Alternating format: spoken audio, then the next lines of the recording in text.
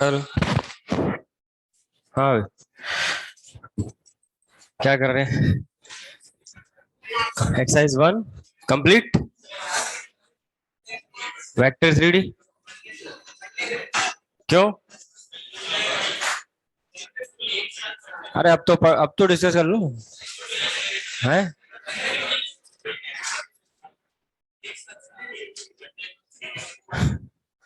एक साथ करना है। हम्म। मंडे को तो क्लास होगी नहीं शायद, मैथ्स की। हाँ। अरे तो छुट्टी तो लेना चाहिए।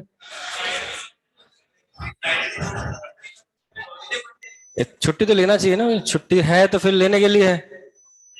हैं? हाँ? अरे नहीं नहीं नहीं नहीं, वो पता नहीं क्यों लगा दिए थे। हमें सोच रहे क्यों लगाए तो।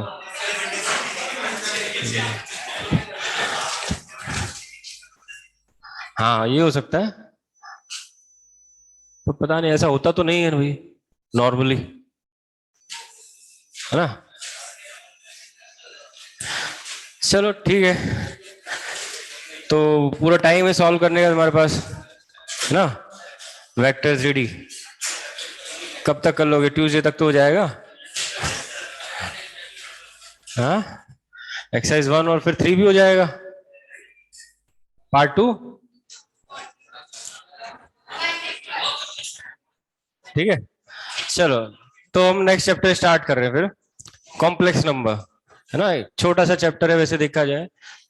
मतलब काम की चीजें जो है वो बहुत कम है इसमें, मतलब बहुत ज्यादा नहीं पूछे जाते चीजें, प्रॉपर्टी बेस्ड, है ना। पढ़ते अपन बहुत ज्यादा है, काम का बहुत ज्यादा नहीं है। ठीक है, एग्जाम पॉइंट ऑफ व्यू से। तो पहले तो बिल्कुल बेसिक से स्टार्ट कर रहे हैं। कॉम्प्लेक्स नंबर भाई होता क्या है? कॉम्प्लेक्स नंबर वगैरह, अलजेब्रा ऑफ कॉम्प्लेक्स नंबर देख लेते हैं जल्दी जल्दी। वैसे हमें पूरी उम्मीद है आप लोगों को पता होगी ये सारी चीजें, है ना। कॉम्प्लेक्स नंबर होता क्या है, चलो बात करते हैं बिल्कुल बेसिक से। डेफिनेशन की बात करें तो any number of the form x plus i y, इस टाइप का दिखने में कैसा भी नंबर होगा उसको कॉम्प्लेक्स नंबर बोलते हैं भाई।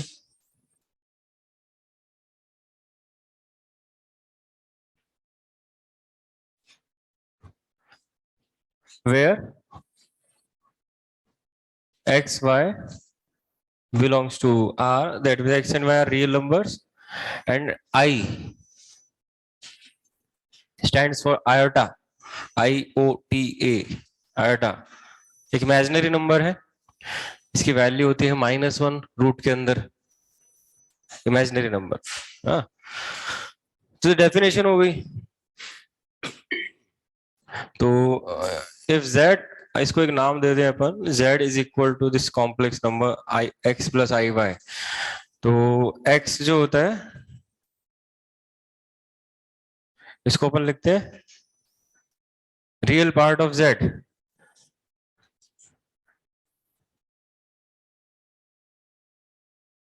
real part of z, and y is the imaginary part of z। तो जो i के साथ लिखा है वो इमेजिनरी पार्ट, जो i से फ्री है वो रियल पार्ट। ठीक है, तो इस टाइप का कोई भी नंबर होगा वो कॉम्प्लेक्स नंबर है ना। अभी तक जितने भी नंबर्स अपन पढ़ते आ रहे हैं बचपन से, वो सारे के सारे कॉम्प्लेक्स नंबर ही थे। हमें पता नहीं होगा, हो सकता है, बट हम यही पढ़ रहे थे, है ना, कॉम्प्लेक्स नंबर। अब बस ये है कि इसमें कुछ कंडीशन पुट कर दो, जैसे इफ y इक्वल्स टू 0, मतलब इमेजिनरी पार्ट अगर 0 हो जाएगा तो हमें i नजर ही नहीं आएगा। i को 0 से मल्टीप्लाई करो 0, तो देन जो z होता है इसको हम बोलते हैं रियल नंबर, क्योंकि z x के बराबर आ गया, x इज रियल। तो बचपन से हम वो सारे नंबर्स पढ़ते आ रहे थे, कॉम्प्लेक्स नंबर जिनका इमेजिनरी पार्ट 0 था, है ना। इसमें रियल बोला जाए, प्योरली रियल बोला जाए, दोनों में कोई डिफरेंस नहीं है, ठीक है। हाँ, लेकिन if x is equal to 0 then z is what. अगर x 0 हो जाएगा तो जो बचा i y, provided y is non zero, है ना, तो इसको अपन बोलेंगे प्योरली इमेजिनरी। जिसका रियल पार्ट जीरो है, then z is purely imaginary provided y is non zero, क्योंकि अगर साथ में y भी जीरो हो गया तो फिर x भी जीरो, y भी जीरो, y जीरो होने का मतलब तो ऑब्वियसली फिर रियल तो हमने पहले ही बोल ही दिया है, तो जीरो रियल नंबर है भाई, है ना। इसका रियल पार्ट भी जीरो, इमेजिनरी पार्ट भी जीरो है, तो z इज प्योरली इमेजिनरी। तो इसमें डिफरेंस है थोड़ा सा, एक इमेजिनरी बोलो एक प्योरली इमेजिनरी बोलो, दोनों में डिफरेंस है। एक सिंपल सा डिफरेंस है, एक कॉम्प्लेक्स नंबर है 2 + 3i, ये एक इमेजिनरी नंबर है, जब तक आपको आयोटा नजर आ रहा है तब तक वो इमेजिनरी नंबर है, साथ में रियल पार्ट आया तो भी वो इमेजिनरी नंबर है, ये नहीं है तो भी इमेजिनरी नंबर है, लेकिन अब ये प्योरली इमेजिनरी भी है। तो प्योरली इमेजिनरी, इमेजिनरी तो है ही सही, but converse is not always true, imaginary है ये वाला, ठीक।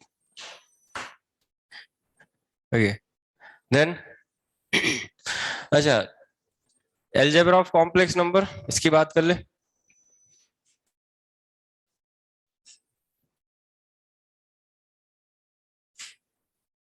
Algebra of complex number,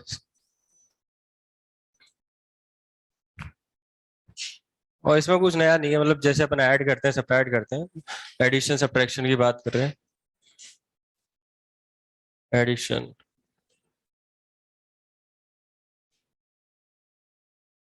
subtraction. If z1 is a complex number,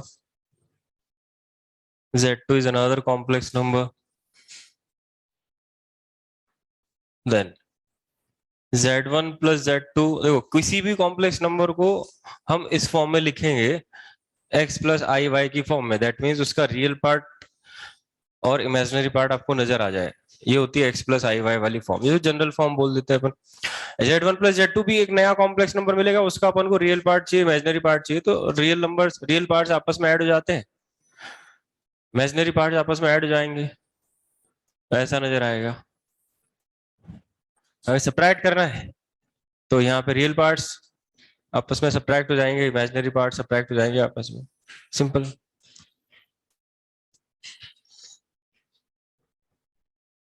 multiplication, multiplication तो z1 इंटू z2, ये z1 z2 ऊपर लिए हुए, x1 प्लस आयोटा y1, जैसे दो ब्रैकेट्स को अपन नॉर्मली मल्टीप्लाई करते हैं वैसे ही करना होता है इसमें भी, ठीक है। अब ये x1 x2, और इसको भी अपन उसी फॉर्म में लेके आते हैं x प्लस आई वाई वाली फॉर्म में, real part plus iota into imaginary part, तो x1 x2 आ जाएगा एक, तो प्लस आई स्क्वायर y1 y2 आ जाएगा, प्लस आई के साथ आ जाएगा x1 y2 प्लस आई के साथ x2 y1, तो इसको उस फॉर्म में लाने के लिए इसको लिख देते हैं x1 x2 प्लस आई स्क्वायर की वैल्यू यहाँ से निकल आती है, अब अपन लिखेंगे भी सही, इंटीजर पावर्स ऑफ आयोटा, तो इस दोनों साइड स्क्वायरिंग कर देंगे, इसकी वैल्यू -1 आ जाती है, तो ये -y1 y2, ये आयोटा से फ्री हो गया, ये रियल पार्ट बन गया, इसमें आयोटा कॉमन, तो ये इमेजिनरी पार्ट आ गया x प्लस आयोटा y वाली फॉर्म में।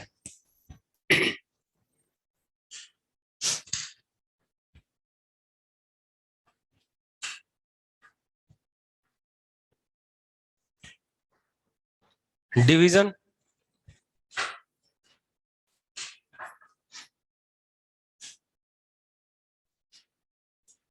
डिवीजन z1 बाय z2 चाहिए,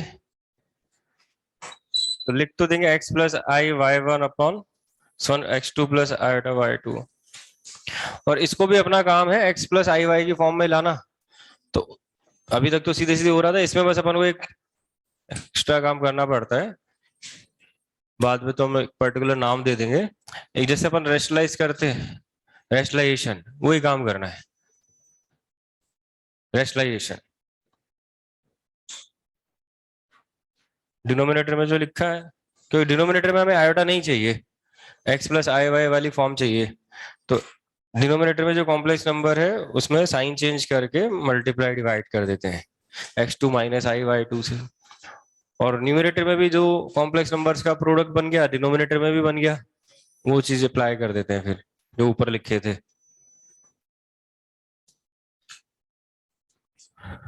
तो डिनोमिनेटर में लग जाएगा a plus b a minus b, a square minus b square करेंगे तो x2 minus i square y2, तो आई स्क्वायर फिर रियल नंबर बन गया -1, तो वो x2 प्लस y2 आ जाएगा। तो लिख लो जल्दी क्या आ रहा है, हम डायरेक्ट लिख दें इसको, न्यूमरेटर में आ जाएगा, इन दोनों को मल्टीप्लाई करें जैसे ऊपर किए थे, तो x1 x2 minus i square y1 y2, तो अब की बार प्लस हो गया y1 y2, ऐसा प्लस आई के साथ x2 y1 minus x1 y2, denominator में x2 plus y2,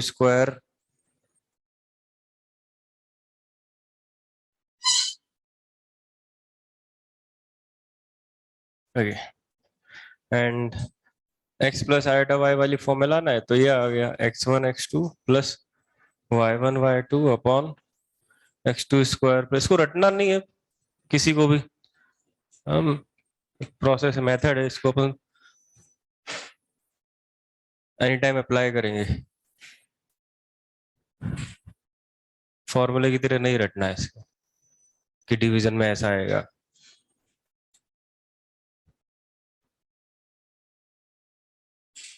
algebra of complex numbers,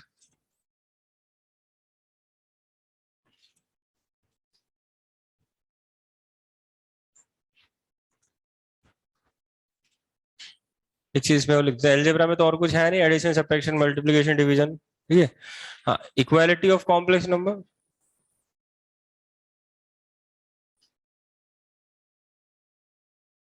दो कॉम्प्लेक्स नंबर्स को इक्वल कब कर सकते हैं, मतलब इक्वल करेंगे तो क्या होगा, तो सिंपल है, x1 plus iota y1 equals to x2 plus iota y2, ऐसा कब बोल सकते हैं, दो कॉम्प्लेक्स नंबर बराबर तभी बोल सकते हैं जब उनके कोरिस्पॉन्डिंग रियल पार्ट्स आपस में बराबर हो और at the same time imaginary parts भी आपस में बराबर हो, तो x1 equals to x2 and at the same time y1 equals to y2,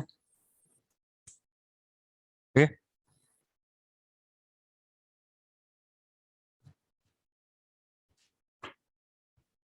है, इक्वालिटी हो गई कॉम्प्लेक्स नंबर में। एक पॉइंट और, इमेजिनरी नंबर्स को आपस में अपन कंपेयर नहीं करते हैं, देखो इक्वालिटी तो फिर भी बता दी अपन, चलो इक्वल तो हो सकता है जब रियल पार्ट्स आपस में बराबर है, इमेजिनरी पार्ट्स आपस में बराबर है, बाकी अपन वैसे कंपेयर नहीं कर सकते हैं इमेजिनरी नंबर्स को, है ना।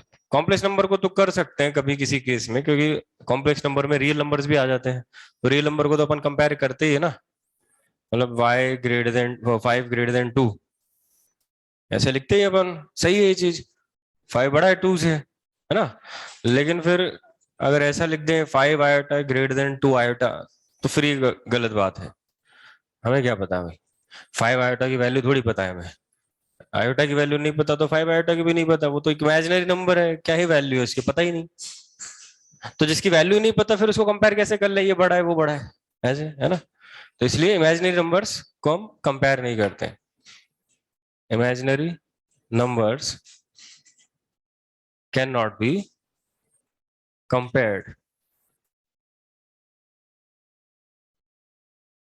तो ये जैसे ये सही है, रियल नंबर्स को कंपेयर कर रहे हैं, ये गलत बात है, ये हो गया,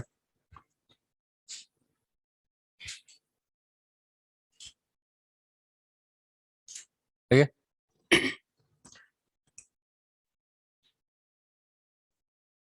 देन इसमें पहले वो देख लेते हैं अपन, इंटीजर पावर्स ऑफ आयोटा,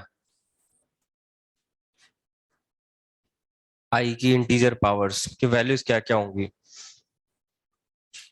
तो जैसे आई पावर 1 है, इसकी वैल्यू तो हमें पता नहीं है वैसे, हाँ बस कैसे लिखते हैं वो पता है, √(-1), वैल्यू नहीं पता, आयोटा स्क्वायर की जरूर पता है, आयोटा स्क्वायर दोनों साइड स्क्वायर करते -1 बन जाता है, ये रियल नंबर है, आयोटा स्क्वायर क्यूब कर दें, iota square into iota, iota square हो गया -1, बचा आयोटा तो माइनस आयोटा माइनस आई, इस तरह से पावर 4 कर दें तो स्क्वायर का स्क्वायर -1 का स्क्वायर, तो +1 हो गया। अब जब ये पावर 4 करने पे 1 आ गया तो इसके बाद तो फिर रिपीट होंगी वैल्यूज, मतलब पावर 5 कर दो तो उसको फिर स्प्लिट कर देंगे, आयोटा पावर 4 इंटू आयोटा, जहां पर भी 4 आ जाएगा पावर में वो 1 बनता जाएगा, बाकी जो बची हुई पावर है वो मिलती जाएगी, वो रिपीट होती रहेगी।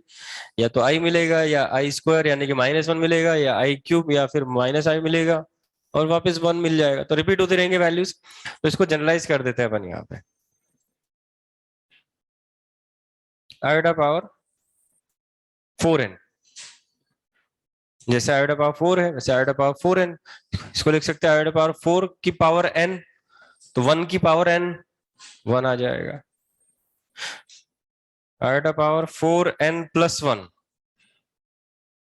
ये बिल्कुल वैसे ही पावर को स्प्लिट करो, आयोटा पावर 4n की वैल्यू 1 हो जाएगी, बचा आयोटा, तो आयोटा मिल जाएगा ऐसे। Then iota power 4n plus 2, power split करेंगे, बचेगा आयोटा स्क्वायर, क्योंकि 4n वाला तो 1 बन जाएगा, आयोटा स्क्वायर की वैल्यू -1, और फिर आयोटा पावर 4n प्लस 3। मतलब 4 की साइक्लिसिटी है, इसलिए अपन 4 के मल्टीपल में देख रहे हैं इसको, कि अगर पावर जो कुछ भी है, कैसी भी पावर है इंटीजर में, इंटीजर होनी चाहिए, तो उसमें अगर पावर 4 के मल्टीपल में है तो वैल्यू 1 आएगी, 4 से डिवाइड करने पे रिमाइंडर 1 आता है अगर पावर में, तो वैल्यू आयोटा आएगी, रिमाइंडर अगर 2 आता है 4 से डिवाइड करके तो -1, 3 आता है तो माइनस आएगी। और इन सब में n जो है इंटीजर है, और कैसा भी इंटीजर हो चलेगा, पॉजिटिव नेगेटिव।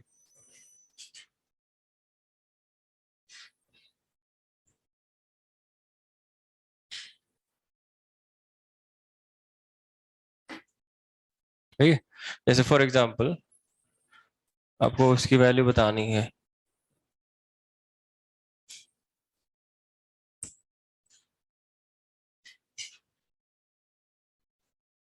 बता दोगे इजीली? हाँ,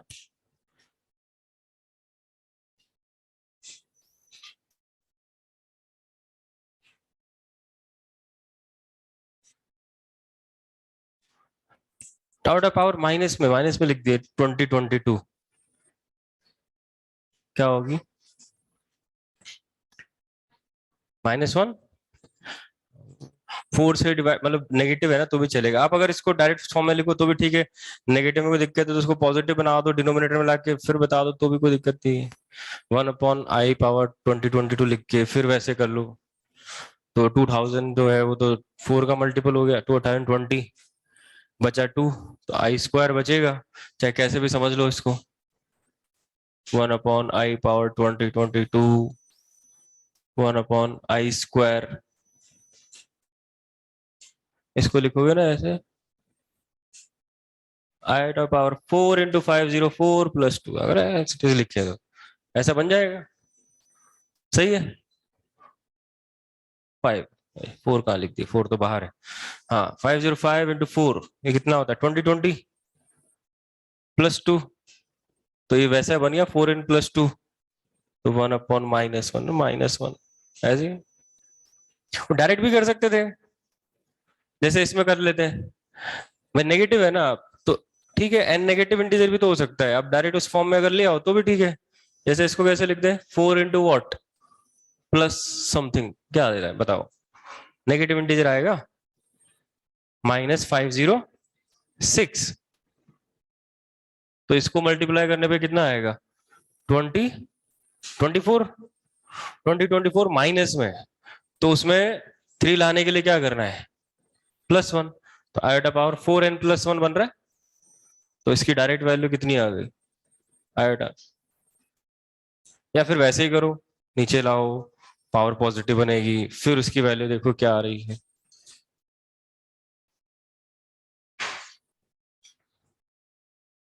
नीचे क्या आएगा तो क्या आएगा, अगर वैसे करते तो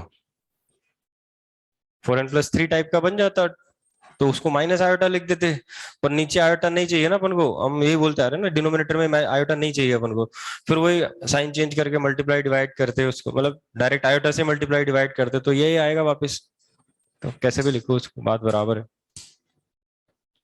इंटीजर पावर्स है तो बेसिक है बिल्कुल, definition algebra of complex number. एक टर्म को और डिफाइन कर दें, कॉन्जुगेट, कॉम्प्लेक्स कॉन्जुगेट,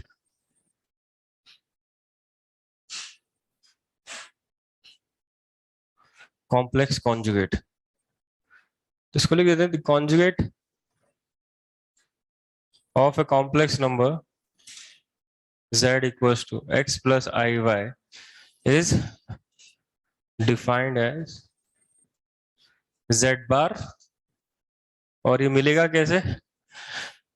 जिस कॉम्प्लेक्स नंबर का कॉन्जुगेट चाहिए उस कॉम्प्लेक्स नंबर में जहां कहीं भी आयोटा लिखा है उसको माइनस आयोटा से रिप्लेस कर दो। Iota replaced by minus iota, then we will get the conjugate of the complex number z bar. ऐसे तो डेफिनेशन होगी z बार, वापस कॉन्जुगेट लेंगे तो z मिल जाएगा। okay?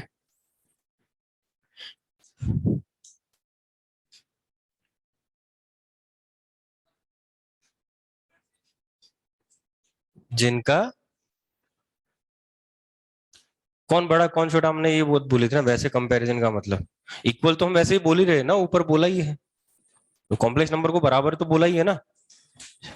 जब रियल पार्ट बराबर इमेजिनरी पार्ट बराबर तो बराबर है कॉम्प्लेक्स नंबर। हम बड़े छोटा ऐसे बता रहे हैं, कौन सा बड़ा होगा कौन सा छोटा होगा ये नहीं बता पाओगे आप।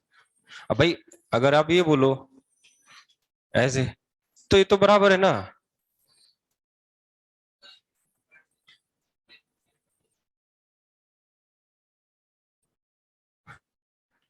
जब तक उसमें वो है, उसकी वैल्यू नहीं पता ना आपको, आप बोल रहे हो ये 3 + 2i और 2i, तो फिर आपको वैल्यू पता है कैसे?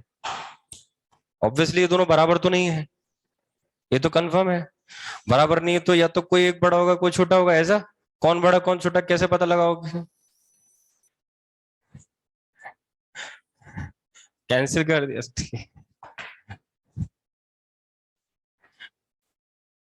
वही बात है, ऐसे नहीं होता ना, वो इमेजिनरी है ना, तो बराबर नहीं है तो हम कंपेयर वैसे नहीं कर सकते कौन बड़ा कौन छोटा, है ना ये ऐसे।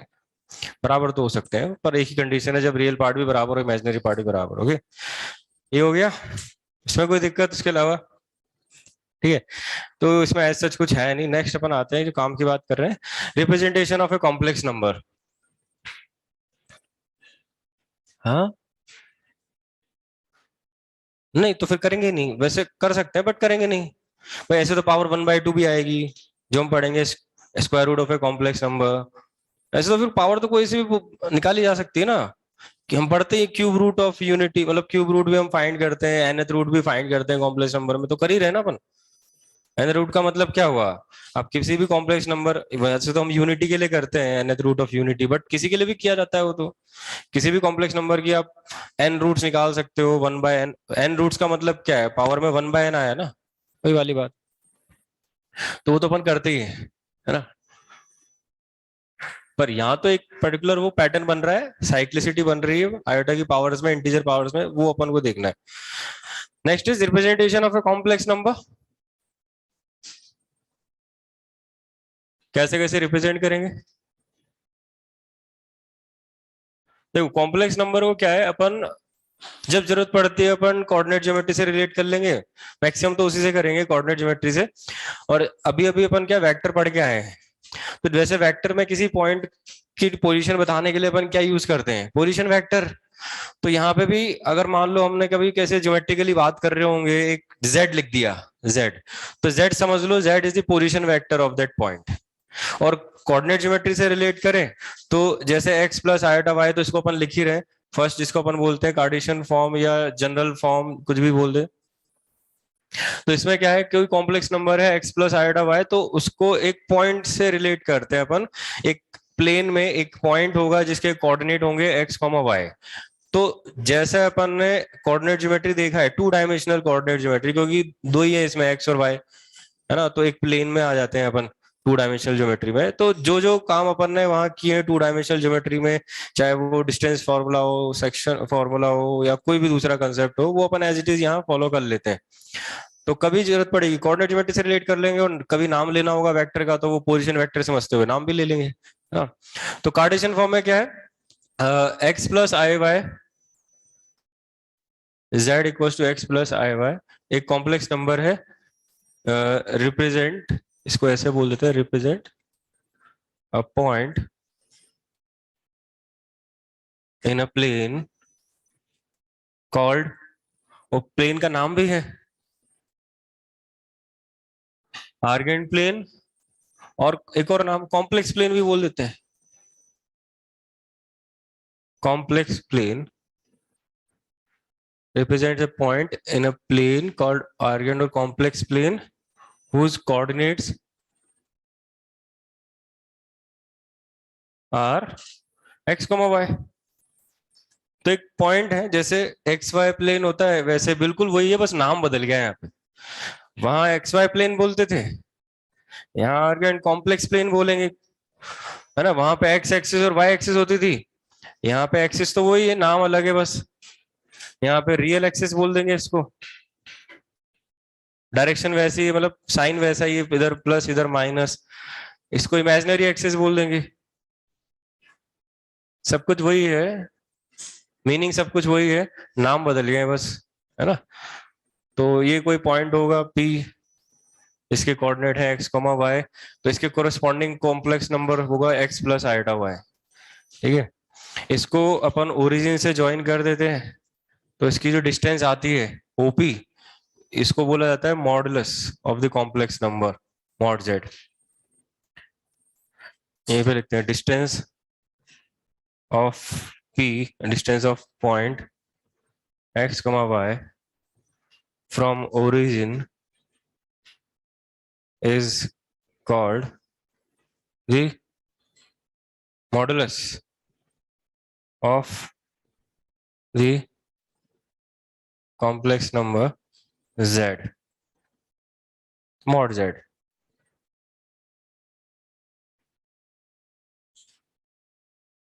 denoted as mod z। और ये कैसे आया OP के बराबर, और फिर x plus iota y complex number है, उसका मॉडुलस मॉड z, यानी कि distance of point x, y from origin, वो तो अपन को पहले से पता है, root of x square plus y square. तो किसी भी कॉम्प्लेक्स नंबर का मॉडुलस क्या होता है वो फिर डायरेक्ट बताया था बहुत आसानी से, square root of real part का स्क्वायर प्लस इमेजिनरी पार्ट का स्क्वायर। और यही पॉइंट P को ओरिजिन से ज्वाइन करने पर वो रियल एक्सिस की पॉजिटिव डायरेक्शन से जो एंगल बनाएगा उसको अपन बोलते हैं argument of that complex number, the angle made by OP। अब यहाँ पे डायरेक्शन भी ले लेते हैं, OP वेक्टर बोल देते हैं ऐसे, made by OP vector with the positive direction of real axis is called the argument of z।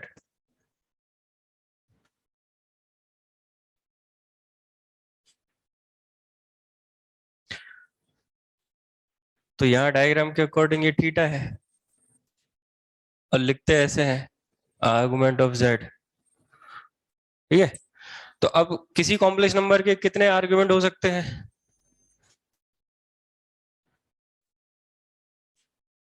अब वैसे देखा जाए तो ठीक है, अपन ने एक पॉइंट लोकेट कर दिया, हम पॉइंट से तो रिप्रेजेंट कर रहे हैं ना इस कॉम्प्लेक्स प्लेन में।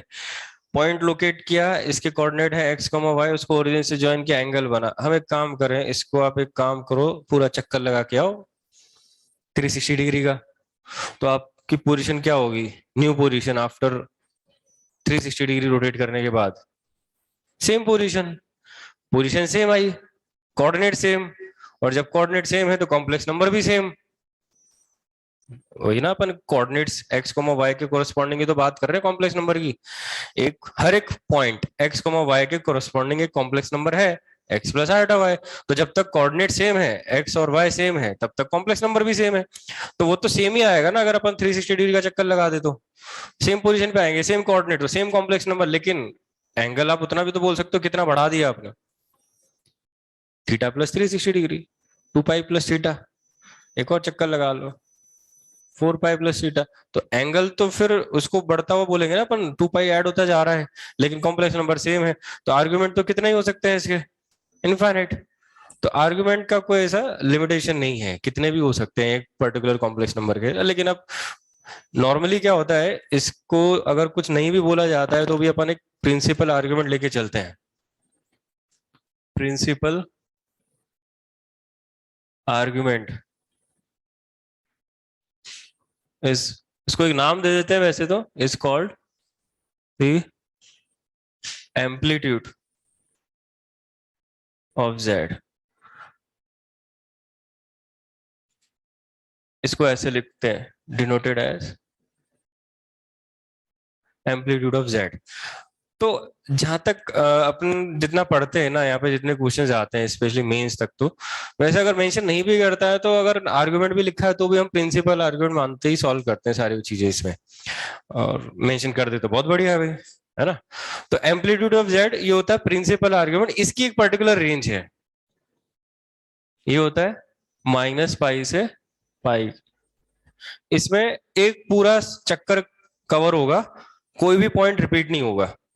देख सकते हैं -पाई ओपन इंटरवल में है, पाई क्लोज इंटरवल में है, तो एक पॉइंट भी रिपीट नहीं हो रहा है, क्योंकि पोजीशन तो सेम होती है पाई और -पाई की, तो इसीलिए अपन ने एक -पाई को ओपन में रखा है, पाई को क्लोज में रखा है, ये स्टैंडर्ड है principal argument of z -pi to pi. ठीक है, तो हर एक डिफरेंट कॉम्प्लेक्स नंबर का डिफरेंट आर्गुमेंट प्रिंसिपल आर्ग्यूमेंट होगा एम्पलीट्यूड ऑफ जेड। ये हो गया, ये तो हो गया कार्टेशियन जनरल फॉर्म भी बोल देते हैं। Next is polar form. Polar form, अब डायग्राम सेम है पोलर फॉर्म में भी। ये जो मॉड जेड था इसको अपन एक दूसरा नाम दे देते हैं आर। जैसे अपन पोलर कोऑर्डिनेट्स लिखते थे वहां पे भी तो ये ओरिजिन से डिस्टेंस को आर ही बोलते थे, तो जेड जो है पोलर फॉर्म में इस तरह से लिखा जाता है, are multiplied by cos theta plus iota sin theta, where r equals to modulus of the complex number mod z के बराबर, और थीटा वही सेम आर्ग्यूमेंट ऑफ z। तो रिलेशन हमें मिल जाएगा इजीली यहाँ से, अगर कार्टेशियन से पोलर में कन्वर्ट करना है या पोलर से कार्टेशियन में तो ठीक है, x equal to r cos theta, y equal to r sine theta, है ना। तो कभी कभी हम पोलर फॉर्म यूज कर लेते हैं। पोलर फॉर्म में क्या है, हमें डायरेक्ट उसका मॉडुलस और आर्गुमेंट नजर आ रहा होता है। इसमें है ना थीटा जो भी होगा एज इट इज रखना होता है, कॉस थीटा और साइन थीटा की वैल्यू पुट नहीं करनी होती है, क्योंकि कॉस थीटा साइन थीटा की वैल्यू पुट कर देंगे तो फिर हम इस फॉर्म में पहुंच जाएंगे, एक्स प्लस आई वाई वाली फॉर्म में, है ना। तो लिखी इसी तरह से आती है, cos theta plus iota sine theta. कई जगह पता है इसको ऐसे भी लिखा जाता है, खाली cos theta plus iota sine theta कई बार यूज होता है। cos theta plus iota sine theta एक कॉम्प्लेक्स नंबर है जिसका मॉडुलस कितना है 1। भाई इस फॉर्म में जो भी लिखा है वो पोलर फॉर्म में है कॉम्प्लेक्स नंबर, तो बाहर जो होता है वो उसका मॉडुलस को रिप्रेजेंट करता है, तो वो तो 1 है। और वैसे भी आप समझ लो इसको x प्लस आयोटा वाई समझ लो ना, x प्लस आयोटा वाई समझोगे तो मॉडुलस कितना आ रहा है root of x square plus मतलब root of cos square theta plus sine square theta, वो तो 1 ही होगा वैसे भी, तो वैसे भी 1 आएगा, और इससे कंपेयर करें तो भी 1 ही है आर की वैल्यू। तो इसको कई जगह ऐसे लिख देते हैं वो सिस थीटा,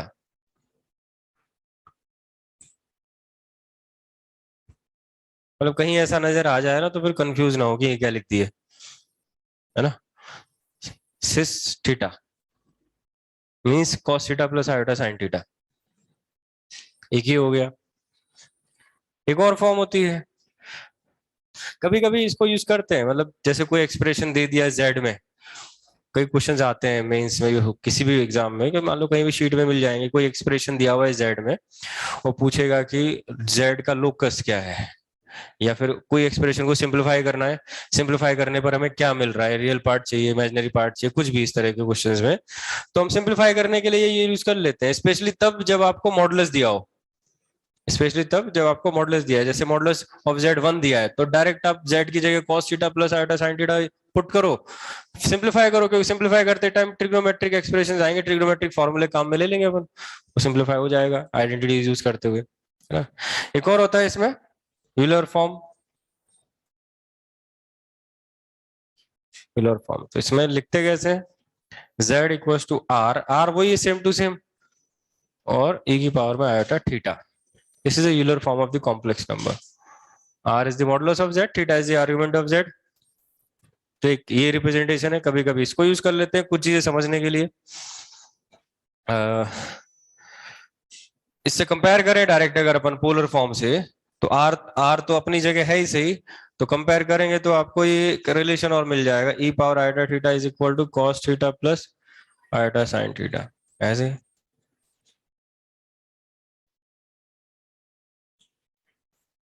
क्या हुआ, टेन थीटा इसमें लिखना है, लिख दो, जानते ही हैं आप तो वहां पे भी लिखते तो क्या आएगा। अरे सब चले, हमने क्या बोला, मीनिंग सब कुछ वही है, बस नाम बदल गए हैं, नाम बदला है बस, सब कुछ वही मीनिंग है उसका, जैसे कोऑर्डिनेट ज्योमेट्री में होता है सब कुछ वही है। ओके भाई, एक्स और वाई तो रियल नंबर्स ही है ना। हाँ ठीक है। इमेजिनरी एक्सिस पे देखो, नंबर्स की बात करो तो रियल एक्सिस पे आपको जो नंबर्स नजर आएंगे 1 2 3 4 5, -1 -2 -3 -4। इमेजिनरी एक्सिस पे नंबर कैसे मार्क करोगे, iota, 2 iota, 3 iota, -iota, -2 iota, -3 iota, ऐसे होगा ना, आयोटा, 2 आयोटा, 3 आयोटा, ऐसे चलेगा ये ऐसे। पर जब अपन ऐसे बना रहे हैं डायग्राम, उसमें तो लेंथ आएगी, मैग्नीट्यूड आएगा, तो आयोटा का या 2 आयोटा, 2 आयोटा कोई कॉम्प्लेक्स नंबर है, उसका मैग्नीट्यूड कितना है, 2 ही आना है, तो वाई ही आना है।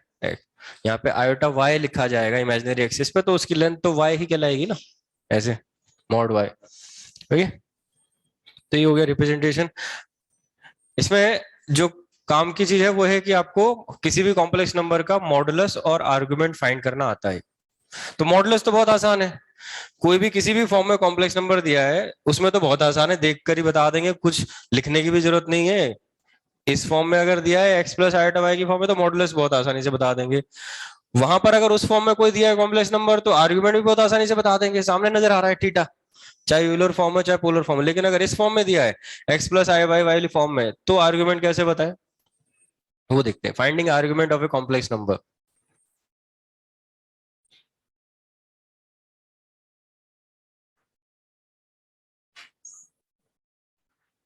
फाइंडिंग आर्गुमेंट, अच्छा एक चीज और देख ले पहले, या चलो लिख ही लेते हैं, हटाओ, एक साथ फिर प्रॉपर्टीज देखेंगे। फाइंडिंग आर्गुमेंट, देखो आर्गुमेंट का मतलब है, यहाँ पे समझ लेना, हम पहले बोले प्रिंसिपल आर्गुमेंट की बातें करेंगे अपन यहाँ पे, है ना। अदरवाइज आर्गुमेंट तो आपको पता लग गया, थीटा है तो फिर 2n पाई प्लस थीटा भी उसका आर्गुमेंट कहलाएगा।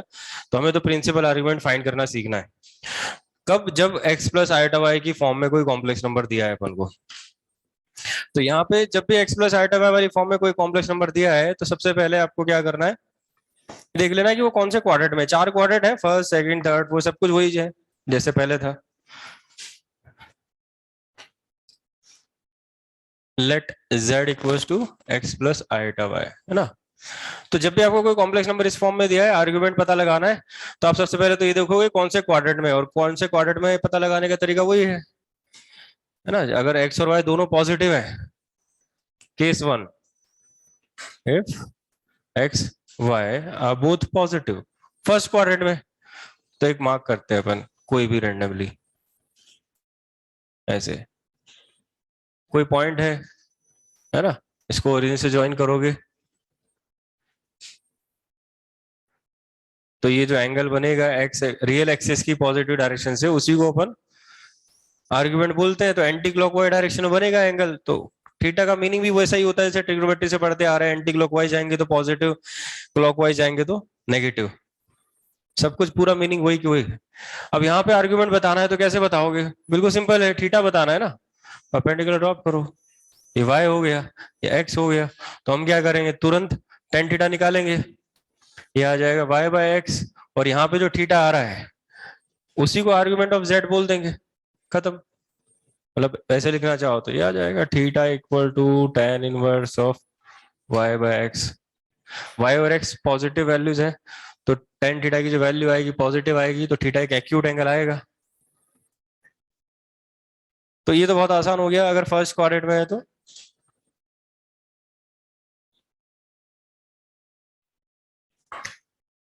सेकंड केस, अगर वो सेकंड क्वाड्रेंट में है, लाइक वो कैसे पता लगेगा?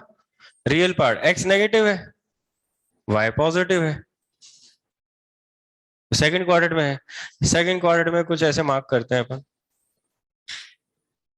कहीं भी कोई पॉइंट पी। तो इसमें अगर हम यही चीज करें तो वो तो हम फिर इधर बनाएंगे, इसको थीटा बोलेंगे, तो ये मॉड वाई, ये मॉड एक्स ऐसे लिख दे।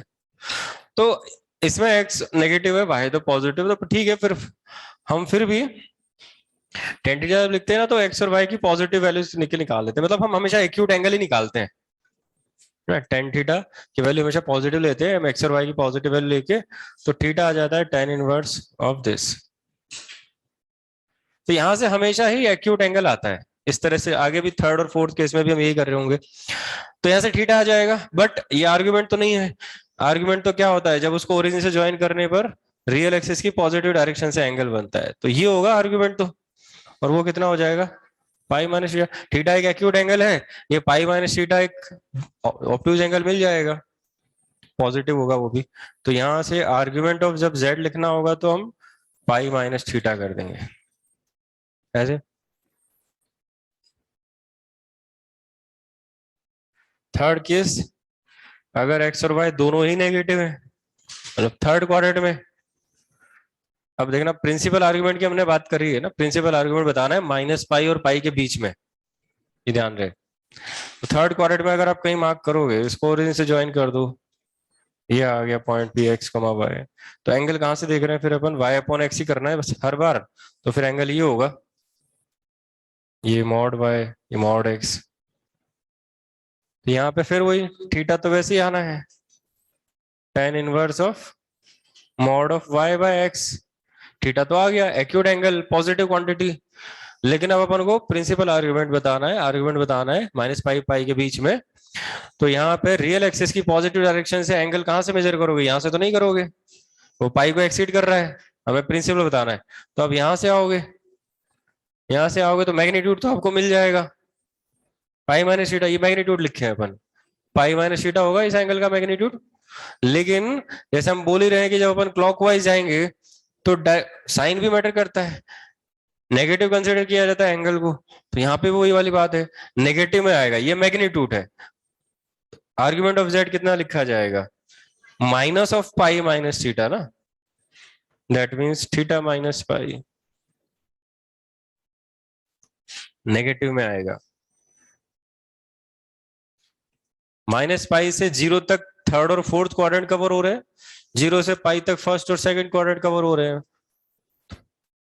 पूरा प्लेन कवर हो रहा है यहाँ से।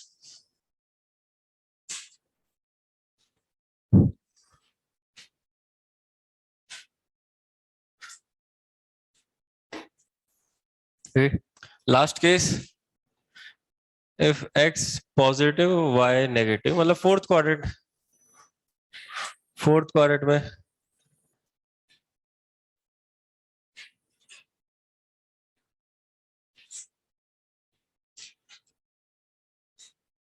फोर्थ क्वाड्रेंट में फिर वही थीटा लिखेंगे इसी तरह से, मॉड बाय बाय एक्स का tan इनवर्स। तो आर्गुमेंट ऑफ जेड क्या हुआ भाई? थीटा ऑलरेडी एक्यूट एंगल ही है, रियल एक्सिस की पॉजिटिव डायरेक्शन से यहां से आएगा थीटा, लेकिन क्योंकि डायरेक्शन क्लॉकवाइज है तो फिर माइनस थीटा लिखेंगे, ठीक है। तो ये रहेगा प्रोसीजर आर्गुमेंट बताने का। एंटी क्लॉकवाइज क्यों नहीं लिया जाएगा? क्योंकि हमने पहले ही बोला है कि हम प्रिंसिपल आर्गुमेंट फाइंड कर रहे हैं, ओके, इसीलिए नहीं लिया जाएगा। आर्गुमेंट तो फिर टू पाई ऐड करते जाओ, उसका कोई लिमिट थोड़ी हो, हर बार आर्गुमेंट चेंज होता रहेगा। प्रिंसिपल आर्गुमेंट यूनिक होगा माइनस पाई से पाई के बीच में, इसमें कोई दिक्कत कहीं भी हो? ये है।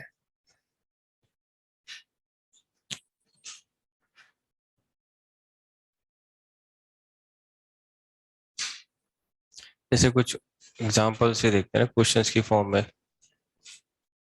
Find the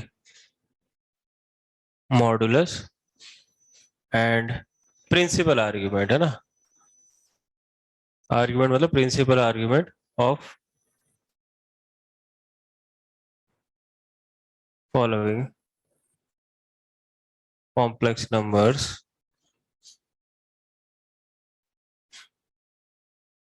and express in polar form। जैसे फर्स्ट है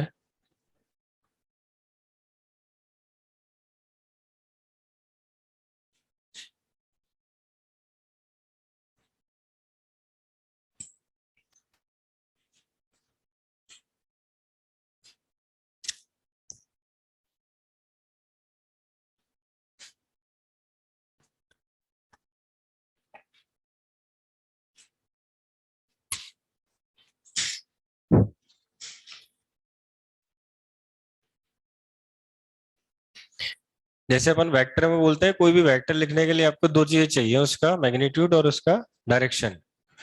वैसे कोई भी कॉम्प्लेक्स नंबर लिखने के लिए भी आपको दो ही चीजें चाहिए, उसका मॉडुलस और उसका आर्ग्यूमेंट। और जब भी आपको ये दो चीजें मिल जाए तो आप डायरेक्ट पोलर फॉर्म यूज कर लो, r cos theta plus iota sine theta. और उनमें अगर कॉस और साइन की वैल्यू पुट कर देंगे तो वो एक्स प्लस आयोटा वाई वाली फॉर्म में पहुंच जाएगा। यहाँ already x plus iota y वाली फॉर्म है, इसमें मॉडुलस और आर्ग्यूमेंट बताना है, पोलर फॉर्म में कन्वर्ट करना है। लिख देंगे जल्दी से।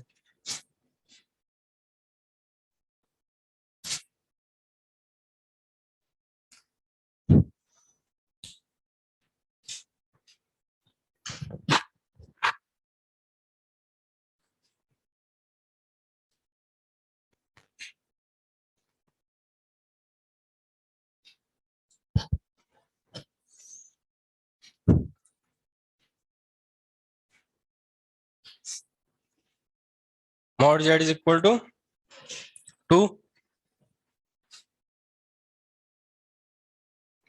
Argument of Z.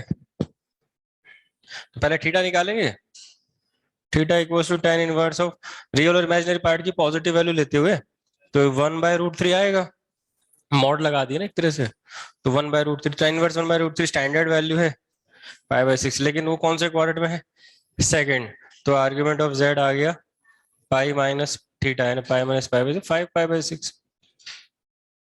सीधे सीधे अगर चले तो ऐसे लिखना पड़ेगा। तो पोलर फॉर्म हो जाती है मॉड ऑफ जेड यानी कि आर यानी 2 cos 5 π/6 प्लस आयोटा साइन 5 π/6। बस ये हो गई पोलर फॉर्म, खत्म।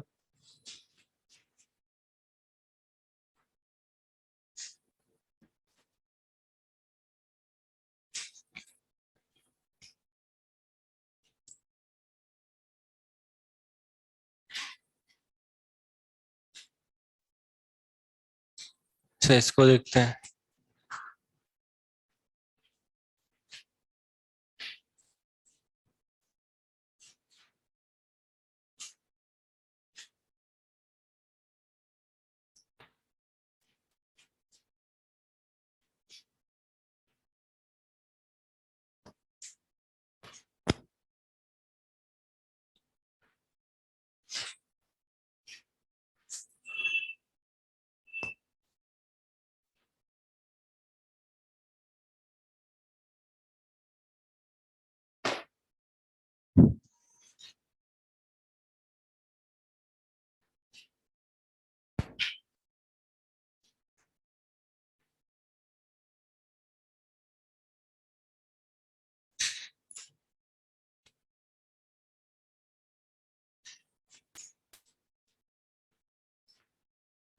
सेकंड में मॉडुलस आ रहा होगा 4, निकाल लेंगे इतना तो अपन, है ना, √(x² + y²। आर्गुमेंट के लिए पहले थीटा निकालेंगे, तो थीटा आएगा tan inverse of y/x, positive value से मॉड लगा दे तो ये आएगा, तो tan इनवर्स √3 यानी कि π/3। और अभी जो कॉम्प्लेक्स नंबर है वो थर्ड क्वाड्रेंट में है, तो आर्गुमेंट ऑफ z क्या हुआ थर्ड क्वाड्रेंट में, माइनस तुम्हारा थीटा माइनस पाई, तो -2 π/3।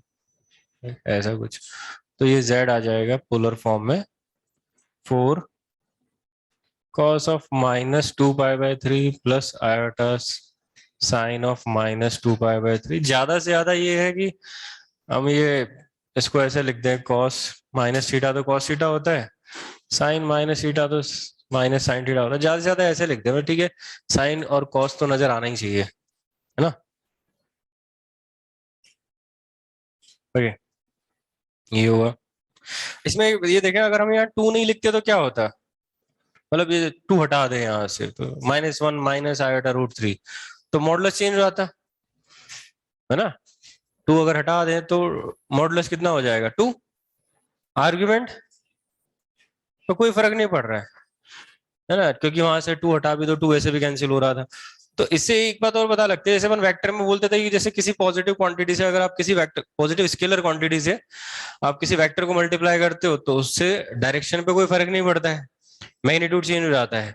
वैसे यहाँ है, कॉम्प्लेक्स नंबर को आप किसी भी पॉजिटिव क्वांटिटी से स्केलर क्वांटिटी से कांस्टेंट से मल्टीप्लाई करो तो मैग्नेट मॉडुलस चेंज होगा, आर्ग्यूमेंट में कोई फर्क नहीं पड़ेगा, क्योंकि होगा तो वो एक्स से भी मल्टीप्लाई होगा, वाई से भी होगा, वाई बाय एक्स करते टाइम कैंसिल ही होना है ना।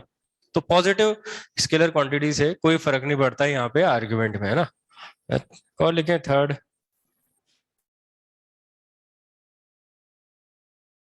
जल्दी से लिख दें, इसमें क्या आएगा।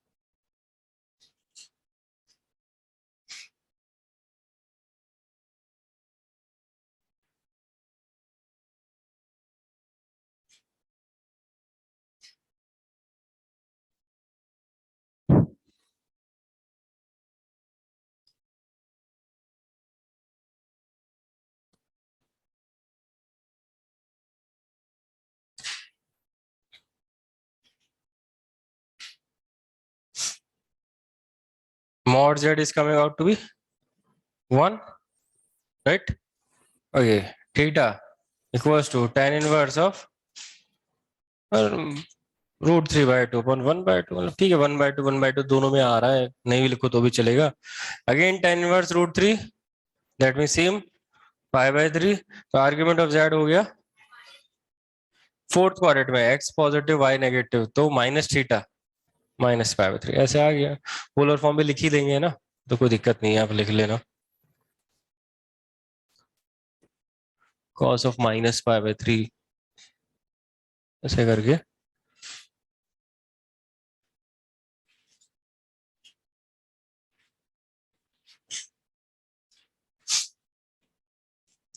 z इक्वल्स टू -3i,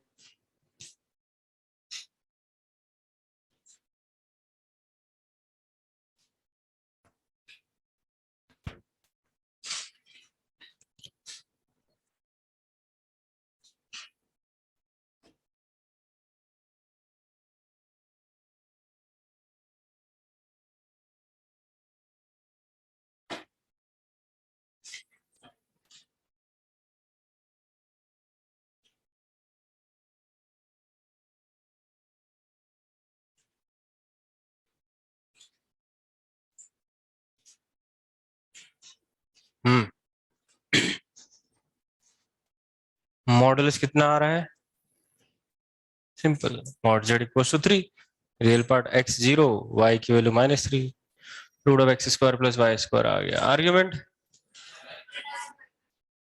-π/2 है, इसके लिए वो फॉर्मूला लगा रहे हैं क्या, tan इनवर्स y/x, जरूरत नहीं है। हमने वैसे भी अगर केस बनाए हैं तो उसमें हर बार चारों केसेस में आप देखो इक्वालिटी तो कहीं लगाई नहीं थी जीरो पे, मतलब x ग्रेटर देन 0 है, लेस देन 0 है, y greater than 0 less than 0, equal to 0 तो कहीं लिखा ही नहीं था। तो ठीक है, अब यहाँ पे तो इक्वल टू 0 आ गया, तो वैसे भी अपन को पता है y/x लिख नहीं सकते, x 0 है तो डिफाइंड नहीं होगा ना। इसको वैसे ही समझ लो, आर्ग्यूमेंट का मतलब क्या था, जैसे -3 आयोटा है तो -3 आयोटा कहाँ मिलेगा, कॉम्प्लेक्स नंबर यहाँ, negative imaginary axis negative side में, तो आर्गुमेंट बनता कैसे, मिलता कैसे, उसको ओरिजिन से ज्वाइन करते हैं और वो रियल एक्सिस की पॉजिटिव डायरेक्शन से जो एंगल बनाता है वही उसका आर्गुमेंट है, तो क्लॉकवाइज डायरेक्शन में बना रहा है, तो आर्गुमेंट तो हम डायरेक्ट ही बता देंगे, किसी फॉर्मूले की जरूरत थोड़ी है अपन को, -π/2 सिंपल, बाय डेफिनेशन ही बता सकते हैं। तो ये बन गया, पोलर फॉर्म भी लिखना हो तो लिख देना भाई, z = -5।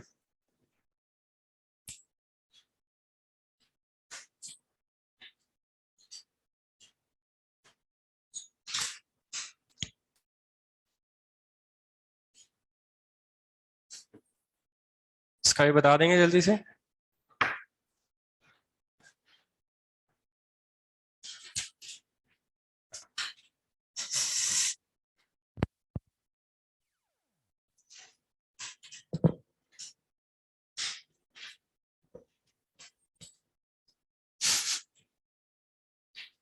Modulus is 5, argument is π।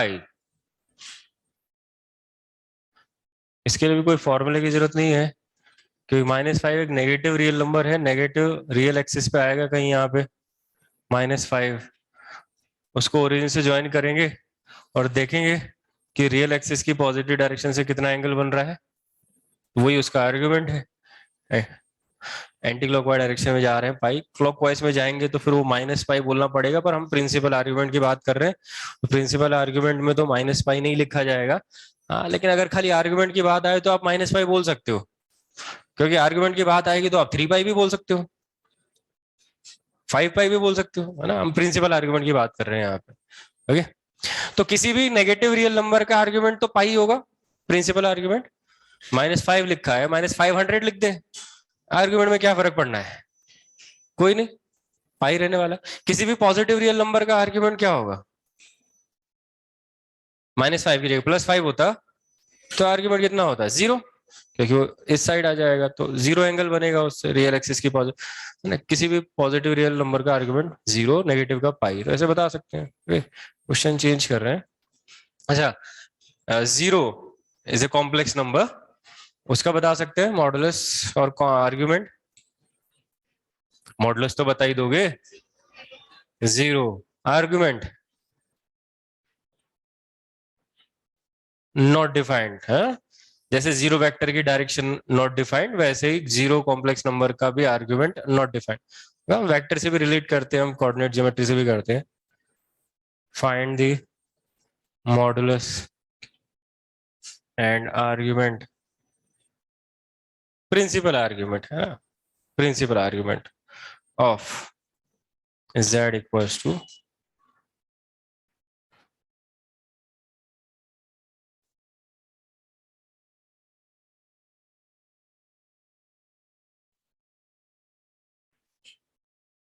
जैसे कि 1 + cos 9π/5 + iota sin 9π/5। हमें अगर कहीं भी कोई भी कंफ्यूजन है ना, तो मतलब ठीक है, जैसे दिया हुआ है अभी, तो आप x + iy समझते हुए एनी टाइम ये कंसेप्ट यूज कर सकते हो, चाहे मॉडुलस बताना है चाहे आर्ग्यूमेंट बताना है, एनी टाइम। भाई आपको x नजर आ रहा है जो आयोटा से फ्री है, 1 + cos 9π/5, y नजर आ रहा है जो आयोटा के साथ है sin 9π/5, निकाल लो मॉडुलस √x² + y²। उसके लिए ट्रिग्नोमेट्री के कुछ फॉर्मूले काम आ सकते हैं सिंप्लीफाई करने के लिए ना, पर जब इस तरह से कुछ दिया हो रहा है ना, तो हम थोड़ा पहले ही सिंप्लीफाई कर ले, बाद में मॉडुलस आर्गुमेंट बता दे तो ठीक रहेगा। तो सिंप्लीफाई करने का तरीका क्या हो सकता है इस टाइप के, एक्सप्रेशन पे डिपेंड करता है, और एक्सप्रेशन जाने पहचाने हैं। जब भी हमें जैसे 1 + cos नजर आ रहा है, तो मैक्सिमम टाइम जब भी ऐसा कुछ आता है 1 + cos है, साथ में साइन में भी सेम एंगल है, हम क्या ही करते हैं, हाफ एंगल में कन्वर्ट कर लेते हैं। तो यहाँ पे भी हम वही करते हैं, देखो हम डायरेक्ट नहीं कर रहे हैं x + iy समझते हो, हम सिंप्लीफाई कर रहे हैं। 1 + cos को आप लिख दोगे 2 cos², हाफ एंगल 9π/10, इधर जब इधर हाफ में गया तो उधर भी जाएगा, 2 sin 9π/10 cos 9π/10, राइट, इसमें कोई दिक्कत, तो कुछ कॉमन भी आ गया, 2 cos 9π/10, अंदर बचा cos 9π/10 + iota sin 9π/10। कुछ जाना पहचाना नजर आया क्या? Polar form, r into cos theta plus iota sine theta. तो अगर आपको ऐसे लिख के दे दे कोई r into cos theta plus iota sine theta और पूछे मॉडुलस क्या है और आर्ग्यूमेंट क्या है, तो आप बता नहीं दोगे? आर मॉडुलस बोल दोगे आर, और थीटा को बोल दोगे आर्ग्यूमेंट। तो वैसे तो आपको नजर आ ही रहा है ना? तो आप बोलोगे कि इसका आर्ग्यूमेंट 9 पाई/10 है, cos theta plus iota sine theta, और बाहर जो कुछ भी लिखा है उसका मॉडुलस है 2 इंटू कॉस 9 पाई/10। करेक्ट है कि नहीं? हाँ, लेकिन बस इसमें एक बात का ध्यान रखना है, क्योंकि आर जो बाहर लिखा है जिसको हम मॉडुलस बोल रहे हैं वो पॉजिटिव होना चाहिए ना क्वांटिटी। अभी जो लिखा है क्या वो पॉजिटिव है? अब पता लगाओ। तो पहले सबका पड़ा हुआ है, cos 9 पाई/10 कैसी क्वांटिटी है? 9 पाई/10 कौन से क्वाड्रेंट में है? सेकंड। पाई से जस्ट छोटा ही तो है, सेकंड क्वाड्रेंट में है, तो cos वैल्यू नेगेटिव। तो cos 9 पाई/10 अगर नेगेटिव है, 2 cos 9 पाई/10 भी नेगेटिव होगा, तो इसको आप मॉडुलस कैसे बोल दोगे? प्रॉब्लम है। तो ऑलमोस्ट हम उस जगह पहुंच तो गए, पर फिर अटक गए कि बाहर तो नेगेटिव क्वांटिटी, अगर जल्दबाजी में करेंगे तो आंसर गड़बड़ हो जाएगा। हम जल्दबाजी में बोल देंगे कि modulus of Z is 2 cos 9 पाई/10, वही गलत हो गया।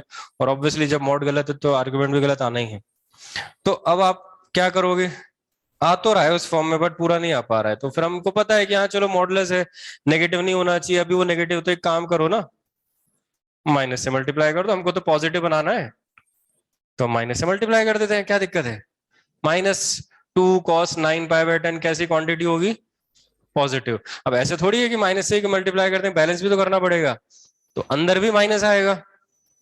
तो -cos 9 पाई/10 माइनस आयोटा साइन 9 पाई, तो बैलेंस करना जरूरी है भाई, माइनस से बाहर किए तो अंदर भी करना पड़ेगा। अब बाहर वाला तो ठीक है पॉजिटिव बन गया, अंदर अब उस फॉर्म में लेके आओ कॉस प्लस आयोटा साइन। अभी तो ये minus cos minus iota sine है, तो आर्ग्यूमेंट कैसे बता देंगे? डायरेक्ट तो नहीं बता सकते। अब कुछ ऐसा काम करो ताकि ये cos theta plus iota sine theta बन जाए, तो वो तो ट्रिग्नोमेट्री का काम है। फिर कैसे बनेगा जल्दी बताओ? कॉस है पाई प्लस कर दे, हाँ, या कुछ और करें?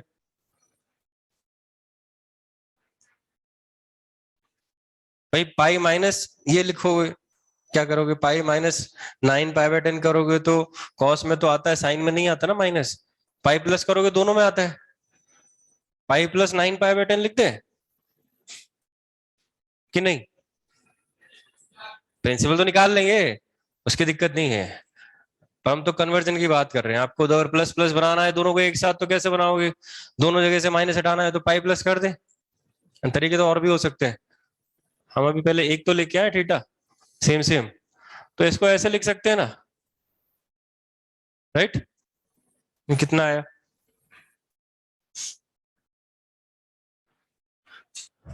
ओके, तो ये आ तो गया, सेम एंगल भी आ गया और प्लस भी बन गया, क्योंकि cos pi plus theta is minus cos theta, वो आ रहा। Sine pi plus theta is minus sine theta, वो भी आ गया, सब कुछ सही है। तो यहाँ पे ये आ गया 19 पाई/10 प्लस आयोटा साइन 19, तो ये बिल्कुल पोलर फॉर्म में कन्वर्ट हो गया है। R cos theta plus iota sine theta में कन्वर्ट हो गया, और आर जो बाहर लिखा है पॉजिटिव क्वांटिटी है, तो यहाँ पे हम डायरेक्ट बोलेंगे ये जो मॉडुलस ऑफ जेड है ये है -2 cos 9 पाई/10। बिल्कुल सही है। हाँ, आर्ग्यूमेंट ऑफ जेड आपको नजर आ रहा है? आर्ग्यूमेंट तो बोल सकते हो 19 पाई/10 बोल सकते हो। प्रिंसिपल आर्ग्यूमेंट वो बताना पड़ेगा। प्रिंसिपल आर्ग्यूमेंट तो -पाई और पाई के बीच में है, तो क्या किया जाए? Principal argument, argument of z तो हम बोल देंगे 19 पाई/10। प्रिंसिपल आर्ग्यूमेंट बताए तो क्या करेंगे भाई? भाई आर्ग्यूमेंट प्रिंसिपल जो है -पाई और पाई के बीच में होना चाहिए। चेंज कब होता है आर्ग्यूमेंट? जब 2 पाई ऐड करते हो या सब्ट्रैक्ट करते हो, मतलब आप एक चक्कर लगा के आओ तो आर्ग्यूमेंट चेंज होगा ना, प्रिंसिपल आर्ग्यूमेंट चेंज नहीं होगा। तो चक्कर कैसे लगा रहे हो? ऐसे 2 पाई ऐड होगा या सब्ट्रैक्ट होगा, है ना? क्लॉकवाइज लगा रहे हो, एंटी क्लॉकवाइज लगा रहे हो। एंटी क्लॉकवाइज लगाओगे तो ऐड हो जाएगा, क्लॉकवाइज लगाओगे तो सब्ट्रैक्ट हो जाएगा। तो आपको उसको उस इंटरवल में लेके आना है। तो कैसे लेके आए? कुछ ऐड करेंगे सब्ट्रैक्ट करें, ये पाई को एक्सीड कर गया ना, तो पाई को एक्सीड कब करेगा, जब आप कुछ ऐड करोगे, आपने ऐड किया होगा तब वो एक्सीड किया ना, तो आपको वापस पीछे जाना पड़ेगा। तो क्या करें, सब्ट्रैक्ट कर दो। तो 19 पाई बाय 10 माइनस 2 पाई, कितना आ गया, ये आ गया माइनस पाई और पाई के बीच में principal argument minus pi by 10। Simple है, ऐसे बता सकते हैं, इसमें कोई दिक्कत है तो बताओ। अब हम चाहते तो हम पहले ही वो काम कर सकते थे, उसको x प्लस आयोटा वाई समझते हुए डायरेक्ट मॉड जेड भी लिखते root of x square plus y square, पर वहां पे भी हमें सिंप्लीफाई करना ही पड़ता, वहां से डायरेक्ट आंसर यही आएगा, वहां से भी मॉड जेड सेम ही आएगा -2 cos, वहां पे आपको भी वहां पे भी पता होना चाहिए कि ये नेगेटिव क्वांटिटी है, ठीक है। और आर्ग्यूमेंट निकालने का तरीका वहां पे भी वही तरीका था कि आप इसको x और इसको y मानते हुए पहले तो ये पता लगाओ कि कौन से क्वाड्रेंट में है, तो साइन वैल्यू तो पॉजिटिव ही, साइन वैल्यू कैसी है, पॉजिटिव और नेगेटिव, पहले आपको ये पता लगाना पड़ेगा ना आर्ग्यूमेंट निकालने से पहले कि ये कॉम्प्लेक्स नंबर कौन से क्वाड्रेंट में आ रहा है, तो उसके लिए आप ये तो देखते हो x और y पॉजिटिव नेगेटिव, तो ये y की बात करें साइन 9 पाई बाय 5 पॉजिटिव और नेगेटिव, अब 9 पाई बाय 5 कौन से क्वाड्रेंट में है, मतलब 2 पाई से जस्ट छोटा ही है, फोर्थ क्वाड्रेंट में साइन वैल्यू नेगेटिव होगी और कॉस वैल्यू भी कैसी होगी, पॉजिटिव, तो 1 प्लस कॉस पॉजिटिव ही है, तो ये x यानी कि real part positive, imaginary part negative, तो ये तो कौन से क्वाड्रेंट में आया, फोर्थ क्वाड्रेंट में, और फोर्थ क्वाड्रेंट में है कि नहीं देख लो, ये -π/10, तो वहां पे अगर x प्लस आयोटा वाई समझते हुए भी करना है तो भी आपको उसका ध्यान रखना पड़ेगा साइन का, क्योंकि पहला काम वही होता है, एक्स और वाई में साइन पता लगाते हैं, क्वाड्रेंट पता लगाते हैं, थीटा तो आ जाता है, पर फिर आर्गुमेंट लिखने के लिए हमें पता होना चाहिए क्वाड्रेंट के according pi plus pi minus theta करना है, या थीटा माइनस पाई करना है, या माइनस थीटा करना है ना, तो या तो वो काम करो या सिंपलीफाई करके इस तरह से लिख दो तो अपने आप आ जाएगा, जैसे ये आया। एक और लिखेंगे इस तरह से, ये मान लो ये फर्स्ट पार्ट है ना, एक और लिखते हैं, z इक्वल टू,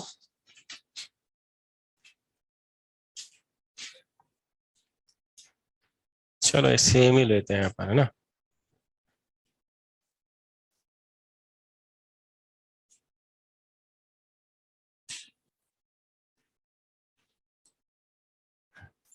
अब क्या करेंगे,